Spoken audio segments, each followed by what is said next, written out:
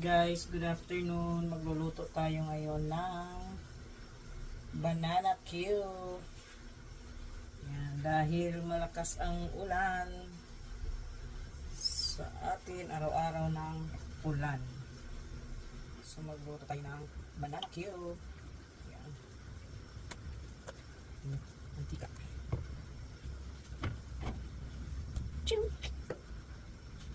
Yan, so dahil mainit lang ang ating mantika, so ilalagay na natin ang ating brown sugar. Oops, may buo. Yan.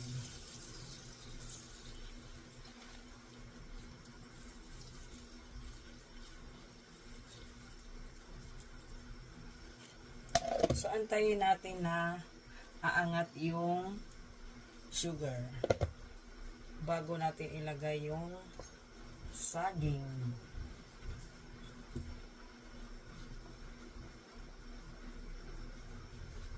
Yan, so malapit na siyang umangat. Medyo nag-aano na siya. Parang nagbabubble. Ayan na. Umangat na. So, pahinaan natin para hindi masyadong malakas ang impact. Hinaan ko muna. Ayan. Kita nyo guys. Umakyat na yung mantika. Ay, ano. Sugar. Okay.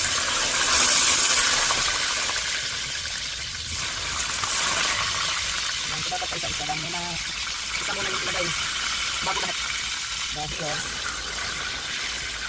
pag inulog mo siya agad lahat, isahan lang, ayun, mapasok. Ang resulta ay pasok na. So, palakasan na natin. Ayun, nandiyan na ang saging lahat.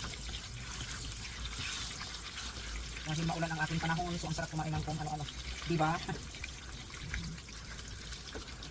So, hindi ako tinamad ngayon pumunta ng palengke. Malapit ang palengke sa amin. So, yan. Oops, wag kang umano. Hindi mo talaga pwedeng sobrang, pag nandiyan na yung saging, kailangan mo ipaano na naman, palakasan na naman yung apoy. Dahil pag lutuin mo siya ng mahina, yung mantika nasa ano lahat, ilalim. Papasok sila doon sa saging. Mapasok sa saging, sa loob. Yan, ano ba talaga, wala. Yan, pero itong saging na to binabad ko muna sa tubig. Para hindi lahat ng mantika nandyan sa loob. Ganyan muna. Ayan, so pinaliktad na natin siya. Kailangan galaw-galawin para hindi sobrang sunog. Galaw-galaw. Ayan, so dahil luto na siya, lagay natin dito. Para patuluin muna bago tuhugin. Uy, huwag kang masunog.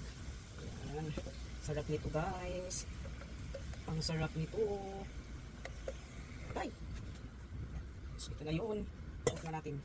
Pak, ganun. Ayan, so tusukin na natin. Tuhugin na natin. Ayan. Ano lang yung tuhog kung alam boards. Sa grocery ko, binili kasi itong tuhog. Ay, tuhog ano ba? Dati nung nagtitinda ako nito, ako lang gumagawa ng pang tuhog. Oh. So, ay, nabalik pa na siya. Sorry na. Bakit? Ay, pa na. Ako napansin na balik. Yan.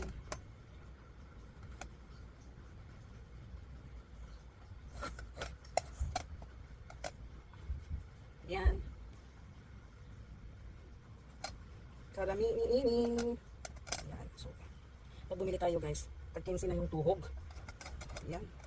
Mahal yung saging. Minsan isa't kalahati, o 15 na yan. So, mabuti pa tayo ang gumawa. Diba? Higasan natin. Yan. Ito na. Finished product. Yan. So, mga una pa. Hindi pa gagawa tayo ng